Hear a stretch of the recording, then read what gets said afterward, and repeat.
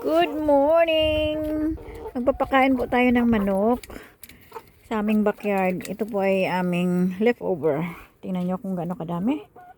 Puto, pichi-pichi. Come on, come on! Kruk, kruk, kruk, kruk, kruk, kruk, kruk. Ay, good girl! Ayan sila, may bantam kami. Sari-saring klase ng manok mayroon kami dito. But mostly Rhode Island ito. Ayaw magsikain, nasobrahan. Ito po yung aking tinanim kahapon na cucumber. Yung Malabar spinach. Napaka-healthy. Ito po yung tinanim ko kahapon na dragon fruit. Ayan yung pangalawa. Yung aking malunggay, medyo malaki na. Summer po kasi ngayon dito. Malapit na mag-winter ngayong June. Winter na. Kaya ito magdo-dormant na naman yan. Ayan po ang aking mga potted vegetables. Ayan, mga potted. Meron akong talong. Dami niyang bunga, oh. Meron akong tanglad. At meron akong papaya. Ito yung papaya ko na dwarf. May bunga na, oh. Sapat lang po siya. Malaking pot. Ayan po ang aking spring onion. Medyo lumaki na, napabayaan. Sobrang laki. Ang aking Malabar spinach na nasa medyo malaking container. Ito po yung aking bayabas. Napakaraming bunga, oh. Napaka-healthy po niya.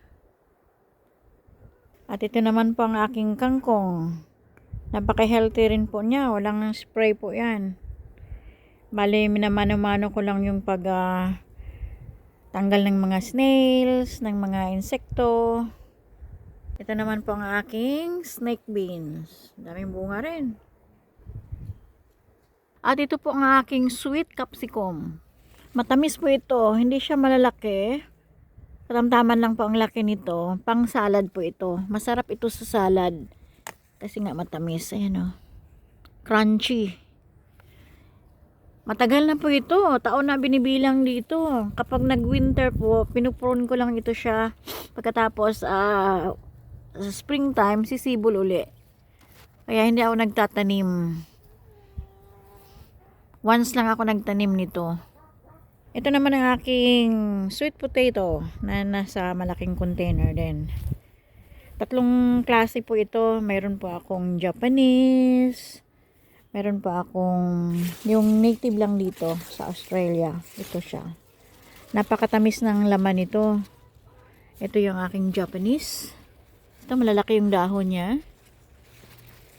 Kakaiba po dito sa iba itong. Masasarap po yan. Kulay purple lang ang kanyang laman. Mapakatamis. Ito ang aking ampalaya. Nag-umpisa pa lang. Ayan naman po ang dwarf nectarine. Ito naman ang aking mint. Pinutulan ko para sumibol uli. Ayan may yung original niya, oh. At may kangkong uli ako dito. Ito po yung parang pechay sa atin. Pero spinach po yan dito sa Australia. Ayan po ang aking tanim na ube. Bali, 3 months na po ito. Tinanim ko noong October, end of October.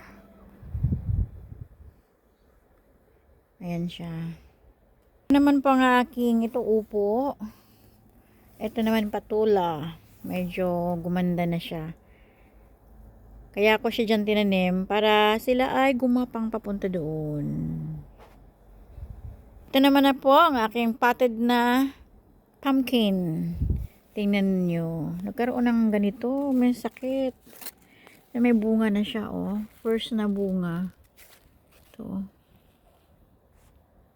Ito naman ang sayote. Nagumpisa pa lang gumapang. Ang aking gabi, taro. Ito Malabar spinach uli. Pwede na siyang i-harvest ngayon. Ayan naman po ang mulberry. Nakatanim lang sa malaking planggana. Ayan, oh. Marami din ako mga tanim na canna lilies. May pula, may orange, tsaka yung hanging plant na Tradescantia. At ang aking potted lemonade.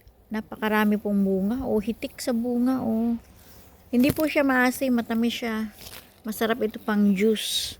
Squeeze nyo lang sa tubig. Ito ang aking tomato. Kung tawagin ay beefsteak. Malalaki siya. Malalapad. Hindi lang po mga gulay ang tanim ko dito sa aming backyard. At hindi lang po mga manok. Mayroon din po akong mga bulaklak. Para mix, para maganda tingnan. Tingnan nyo dito. Ayan. Yung succulent na namumulaklak. Ito siya. Sa baba niyan yung alugbati or malabar spinach.